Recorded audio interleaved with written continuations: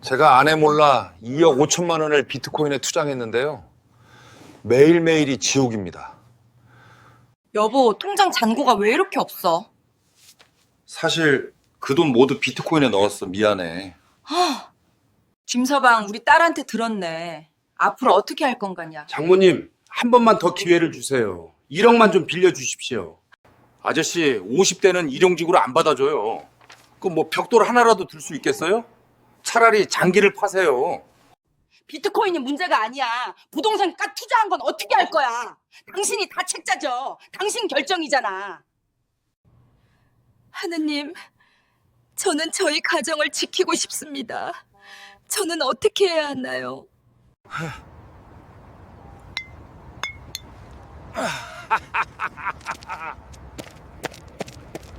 안녕하세요. 오늘 저희가 여러분과 함께 들여다볼 이야기는요. 정말 한 편의 라디오 드라마처럼 아주 생생하고 또 좀 마음 아픈 그런 사연입니다. 월급쟁이 김민호의 나락이라는 제목의 글인데요. 50대 중반의 평범한 가장이었던 한 남자가 어떻게 정말 한순간의 선택으로 삶의 벼랑 끝까지 가게 되는지, 그리고 그 여파가 가족들에게는 또 어떤 상처를 남기는지 이걸 아주 솔직하게 담고 있어요. 네, 맞습니다. 이게 그냥 단순히 투자 실패했다 이 얘기가 아니고요. 그 뒤에 숨어 있는 어떤 한 개인의 심리적인 압박감, 또 가족 관계가 깨지는 거, 그리고 사회로부터 이렇게 고립되는 느낌까지 여러 층의 이야기가 담겨 있더라고요. 네, 그래서 오늘 저희는 이 사연을 좀 깊이 들여다보면서 그 복잡한 결들을 하나하나 같이 풀어가 보려고 합니다. 근데 단순 요약이 아니라 이 사연이 우리에게 던지는 질문들, 그 의미들을 함께 탐색해보는 그런 시간이 될 것 같습니다. 자, 그럼 이제 김민호 씨 이야기 속으로 한번 들어가 볼까요? 네. 이야기 주인공 54세 김민호 씨. 이분이 이제 스스로를 그냥 월급쟁이다 이렇게 느끼면서 오는 어떤 불안감, 박탈감 이런 것 속에서 좀 돌파구를 찾으려고 했던 것 같아요. 그렇죠. 뭔가 좀 답답함이 있었겠죠. 네. 그런데 이제 아내 몰래 투자를 시작한 게 이게 비극의 시작이 되죠. 특히 비트코인 투자로 이제 돌이킬 수 없는 손실을. 네, 그렇죠. 그게 컸죠. 네. 사연 표현대로라면 은퇴는 더 이상 뭐랄까 황금빛이 아니라 숨통을 조여오는. 차가운 족쇄가 됐다 이렇게 표현하더라고요. 여기서 이제 김민호 씨가 왜 그렇게까지 했을까? 그 동기를 좀 볼 필요가 있어요. 동기요? 예. 사연 곳곳에 그게 좀 나와요. 뭐 아내가 자꾸 비교하는 김여사의 얘기도 있고 또 예전에 부동산 그때 놓쳐서 벼락거지 됐다 이런 생각도 있었거든요. 맞아요. 특히 5년 전에 아파트 사려다가 망설여서 놓친 거. 그게 뒤에 엄청난 후회로 남잖아요. 네네. 그게 아주 큰 후회로 작용을 하죠. 그러니까 단순히 그냥 돈을 더 벌고 싶다 이런 욕심 차원이라기보다는 주변하고 비교되고 또 과거에 놓친 기회에 대한 후회 이런 게 다 섞인 거네요. 그렇습니다. 이게 복합적인 거예요. 뭐 월급만으로는 안 된다. 가장으로서 뭔가 보여줘야 하는데 하는 그런 압박감, 조바심. 여기에다가 이번엔 다르겠지. 한 번에 만회할 수 있어. 약간 이런 인생 역전 심리 있잖아요. 한탕주의. 네. 소위 말하는 그 한탕주의가 이제 위험한 투자에 발을 들이게 한 걸로 보입니다. 이게 뭐 개인의 결정이긴 하지만 당시에 막 코인 투자 열풍 불고 그랬잖아요. 네, 엄청났죠. 그런 사회적인 분위기나 아니면 남들과 비교하면서 오는 압박감 이런 게 얼마나 영향을 미치는지 좀 보여주는 대목인 것 같아요. 그렇게 아슬아슬하게 이제 숨겨왔던 비밀이 결국 터지는 순간이 오죠. 새벽 5시 반, 거실에서 부부 대화가 시작되는데 분위기가 처음부터 싸늘해요. 네, 그 장면 정말 숨 막히더라고요. 아내 은숙 씨가 남편이 밤새 뒤척이고 불안해하는 걸 딱 눈치챈 거죠. 그래서 비꼬듯이 말을 던져요. 뭐 전기세 많이 나오겠네 이걸로 시작해서 당신 곧 퇴직인데 어깨 펴고 당당해야 사람들이 무시 안 하지 막 이러면서요. 이게 진짜 서로 소통이 얼마나 안 됐는지를 보여주는 장면이에요. 뭐 서로 진짜 걱정되는 마음, 불안함 이런 걸 나누는 게 아니라 그냥 비난하고 책임 떠넘기고. 맞아요. 은숙 씨는 남편의 그 불안한 태도를 계속 지적하고 민호 씨는 또 그 코인 손실 사실을 바로 말 못하고 엉뚱하게 5년 전 아파트 얘기를 꺼내면서 약간 방어하려고 하잖아요. 네, 현재 위기를 덮으려고 과거 얘기를 떠내는 거죠. 그러니까 아내는 또 그때 당신이 겁먹어서 그런 거 아니냐 이러면서 책임을 남편한테 돌리고 아유 진짜 듣기만 해도 답답한 그야말로 막다른 골목 같은 대화 패턴이에요. 정확합니다. 서로 그냥 상처만 계속 후벼 파는 거죠. 감정의 골만 깊어지고 특히 이 대화에서 제일 좀 결정적이었던 게 손실에 고백하는 부분이잖아요. 아, 네. 아내는 뭐 기껏해야 1,000만 원, 2천만 원 이 정도 생각하는데 남편이 막 힘겹게 2억이라고. 2억. 와. 네. 그 액수 자체도 충격이지만 그 이전에 이미 부부 사이에 불신이 얼마나 깊었는지, 소통이 얼마나 단절됐었는지 이거 그냥 딱 보여주는 거죠. 결국 아내가 던진 그 머그컵. 그게 그냥 컵만 깨진 게 아니라 어떻게 보면 25년 부부관계, 신뢰, 이게 다 그냥 산산조각 나는 소리였던 거예요. 그 새벽의 충돌 후에 아침에 딱 마주한 현실은 그야말로 숫자로 찍힌 절망이었어요. 부부의 마지막 보루였을 그 비상금 통장 2억 7천만 원 넘게 있어야 하는데 고작 1,875만 원 남았다는 거. 진짜. 그리고 더 결정적인 건 신용점수죠. 이게 정말 주의 단계인 580점까지. 와, 580점이요? 네, 580점. 이게 사실상 뭐랄까 사회적으로 거의 뭐 네, 생존 가능성에 대한 좀 그런 빨간불 같은 신호죠. 당장 뭐 주택담보대출 연장도 어려울 수 있고. 그럼요. 추가대출은 당연히 안 되고 기본적인 금융거래에도 문제가 생길 수 있는 점수니까요. 이런 구체적인 숫자들이 딱 드러나니까 아내 은숙 씨 반응이 그냥 감정적인 분노로 넘어서더라고요. 네. 그래서 결국 나오는 말이 나 이혼할 거야. 이거잖아요. 네. 근데 이게 단순히 남편한테 배신당했다 이것 때문만은 아닐 수도 있겠다는 생각이 들어요. 맞습니다. 물론 뭐 배신감, 분노 당연히 크겠죠. 근데 어쩌면 윈숙 씨한테는 그 남들한테 보이는 번듯한 삶, 그러니까 사회적인 체면이나 안정, 이게 되게 중요한 가치였던 것 같아요. 근데 그게 뿌리째 흔들려 버린 거잖아요? 그러니까 그 절망감이 더 컸을 수 있어요. 그래서 이혼 선언이 어쩌면 감정 폭발이라기보다는 더 추락하기 전에 어떻게든 자기 생존을 하려는 좀 처절한 선택이었을 수도 있겠다 싶어요. 그러네요. 바로 이어서 재산 분할 얘기 꺼내는 거 보면 되게 냉정하잖아요. 네, 그만큼 이제 극도의 혼란 속에서도 현실적인 생존 방법을 찾으려고 하는 모습인 거죠. 이 부부의 파국이 결국 자녀들한테까지 그대로 가는 장면은 정말 너무 마음이 아프더라고요. 저녁 식사 자리인데 딸 지영 씨가 부모 사이의 그 싸늘한 기류를 딱 읽고 직접 물어보잖아요. 혹시 내 유학 자금 건드린 건 아니지? 이렇게요. 네, 딸은 이미 뭔가 눈치를 챈 거죠. 상황이 심상치 않다는 걸. 근데 아버지가 막 이렇게 얼버무리니까 결국 최악의 상황, 자기 미래가 걸린 돈까지 날아갔다는 걸 확인하게 되는 거예요. 거기서 지영 씨가 하는 말이 정말 비수 같아요.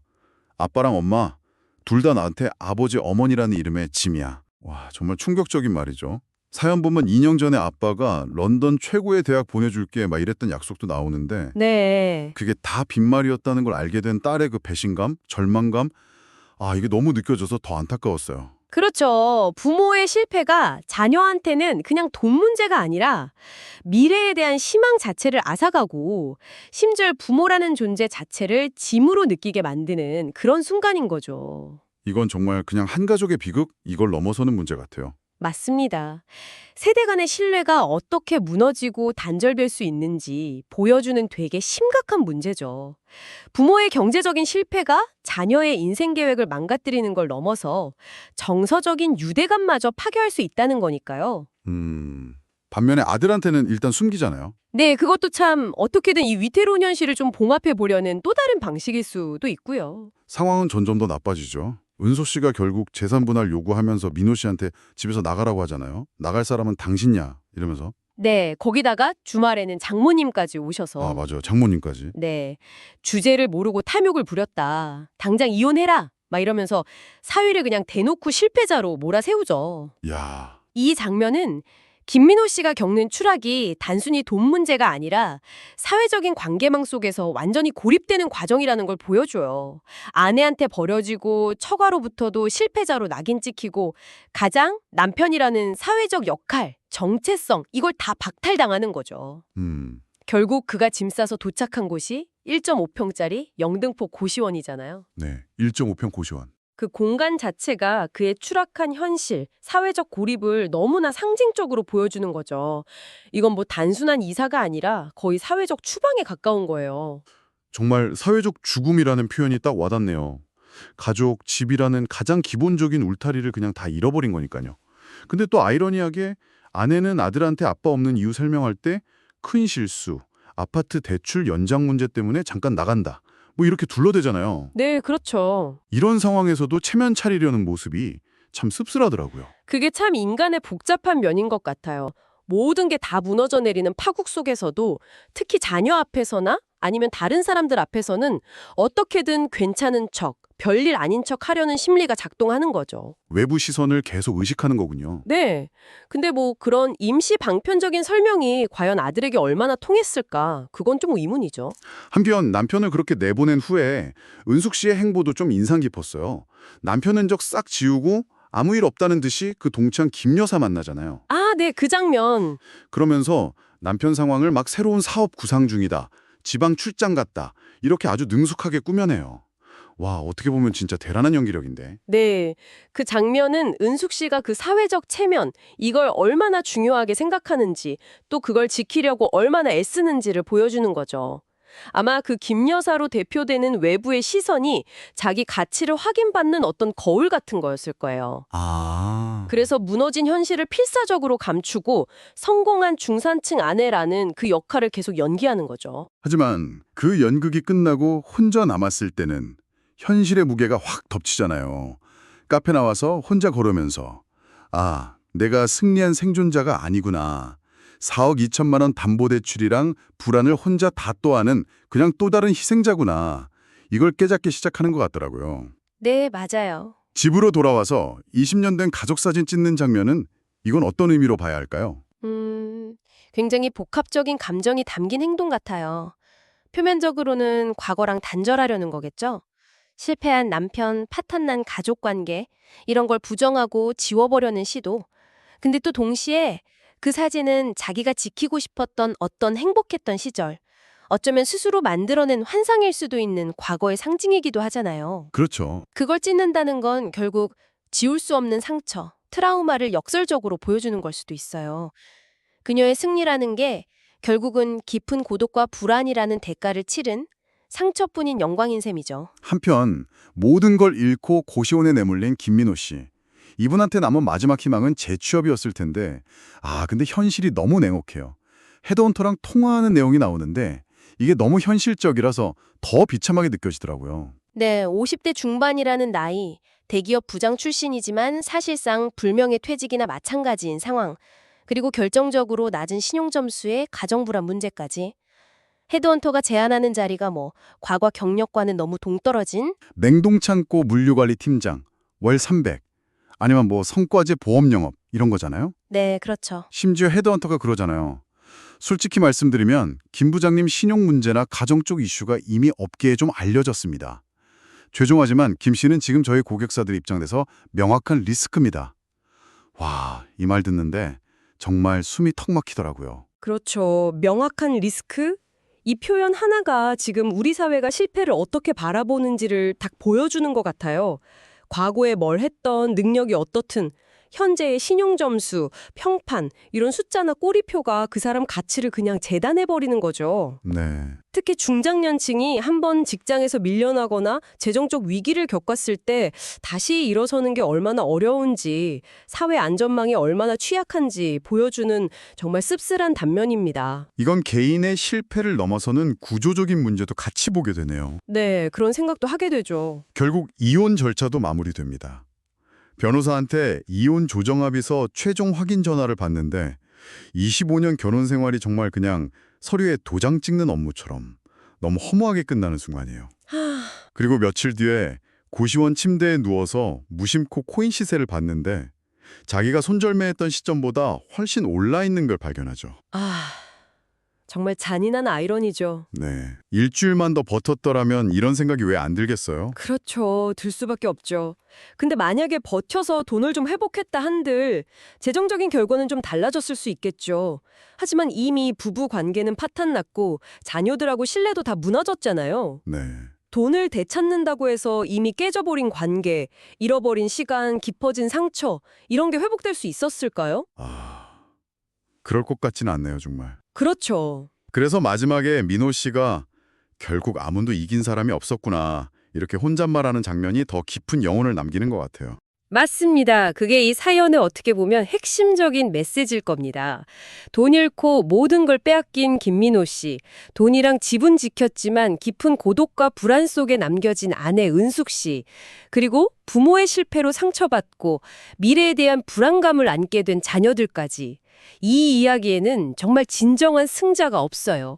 모두가 각자의 방식으로 나락에 떨어진 셈이죠. 하. 탐욕과 불안, 또 소통의 부재, 이런 것들이 만연한 시대가 한 가족에게 남긴 그 깊은 상처를 보여주는 너무나 현실적이고 슬픈 결말인 것 같습니다. 네. 오늘 저희는 월급쟁이 김민호의 나락이라는 이 사연을 통해서 정말 한순간의 잘못된 선택, 그리고 소통의 부재가 얼마나 파괴적인 결과를 가져올 수 있는지 함께 살펴봤습니다.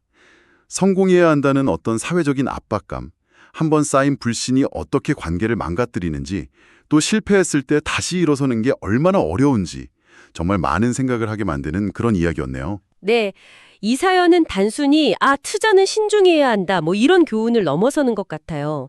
우리 사회가 개인에게 가하는 어떤 보이지 않는 압력들, 성공과 실패를 너무 쉽게 딱 잘라 규정하는 그런 시선들, 그리고 정말 위기의 순간에 우리를 지탱해주는 건 과연 무엇일까? 이런 걸 좀 되돌아보게 만드는 거죠. 어쩌면 우리 주변에도 김민호 씨처럼 불안감 속에서 압박감 속에서 좀 위태로운 선택을 고민하는 분이 있을지도 모르고요.